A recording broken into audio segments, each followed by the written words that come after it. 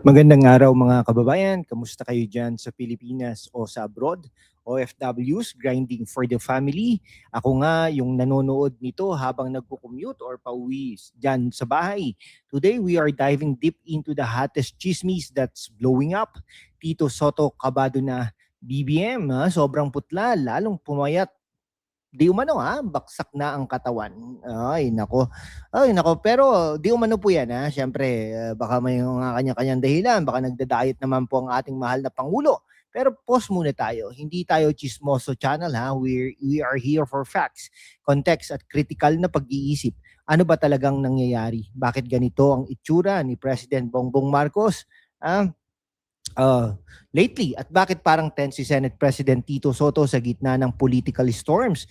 Let's unpack this intelligently, walang sensationalism, without substance. Buckle up, ilang mga minutong real talk ahead.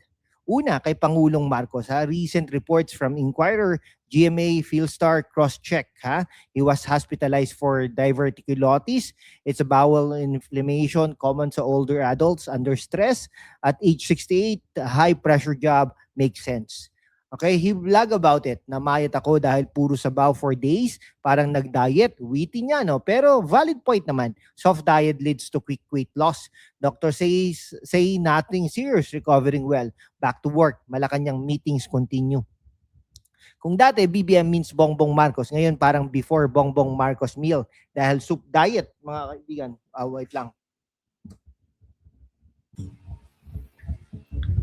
Okay, kung dati si BBM means Bongbong Marcos, ngayon parang before Bongbong's meal dahil soup diet. Pero seryoso transparency sa health ng leader is crucial. Sa ibang bansa, full disclosure ito. Dito, vlog lang. Ano ang epekto ng public trust lalo na may ongoing ang scandals?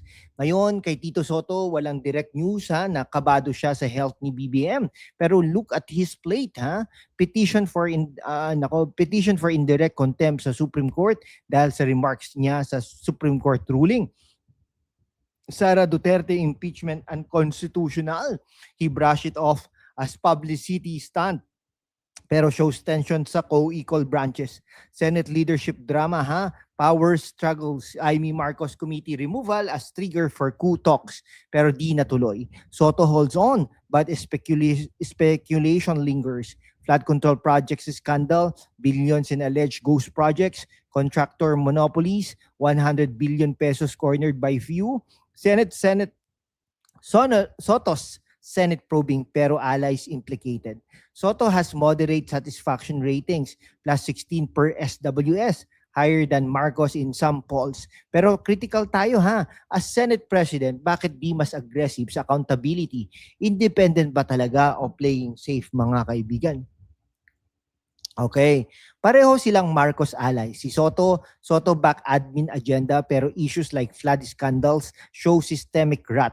Cronyism, misallocation, billions for flood control, pero baha pa rin taon-taon. Sino ang dapat managot? Si BBM pumayat sa diet pero yung budget sa flood projects parang lumobo sa bulsa ng iilan. Youth OFWs, imagine niyo, pera natin yan para sa bahay nyo sa probinsya, di para sa mansyon ng contractors. From showbiz to Senate boss, respect sa longevity, pero longevity, competence. Sa China spots, annoying siya. Good stance, pero selective ba ang nationalism? Para sa mga kabataan, future nyo ito. Jobs, climate resilience, honest governance. Para sa mga OFWs, remittances, fund taxes na dapat di nasasayang. Ay, nako. Kung leader, stress, health declining, bakit di magpahinga or mag-step up ang system? Dito parang carry-on mentality. Si BBM, baksak katawan temporarily, pero yung economy natin, wag sana maging baksak permanently dahil sa poor decisions. Mga kababayan, sa mundo kung saan ang kasinungalingan ay nangingibabaw, ang katotohanan ang unang sinisikil. Pero kasama kayo, magpapatuloy tayo sa laban, walang takot, walang kinikilingan at laging handa para sa bayan. Sumali na sa aking YouTube channel membership sa #WalkWithLan at tulungan natin ang channel na maabot ang 100,000 subscribers. Ang inyong suporta, ang susi sa kalayaan natin para ipagpatuloy ang pagbabalita ng katotohanan. Salamat at kita-kits sa laban. Okay ito hindi dramatic collapse pero wake up call sa governance. Demand better facts over fear.